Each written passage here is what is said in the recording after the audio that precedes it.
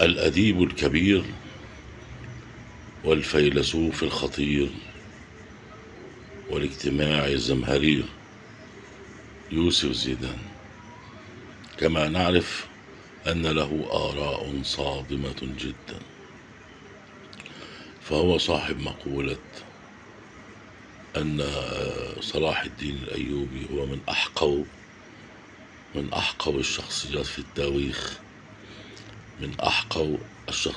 في التاريخ، وهو صاحب مقولتي أن عين راء صاد هو رجل اجتماعي، وخ واو لام هو رجل متميز وسيد قومي.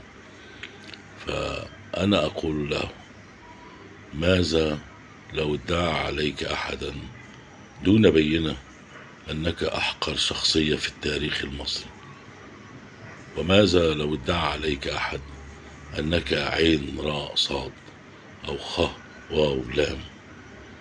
من فضلك تأكد مما تقول، مهما كنت كبيرا ومهما كنت تدعي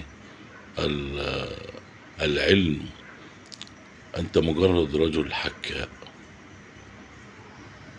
ما عرف اجتماعيا ثبت اجتماعيا، طالما أن المجتمع سماه هكذا وأنها تسمية معيبة فهي تسمية معيبة. فالمعروف عرفا كالموضوع نصا، هذا في القانون. وما عرف اجتماعيا فهو كما عرفه المجتمع وليس كما عرفه يوسف زيدان. أنت رجل كبير، لا توقع بنفسك في تهلكة المجتمع. دمتم في أمان الله ورعايته. وحد يقول له كلمتين دول. سلام.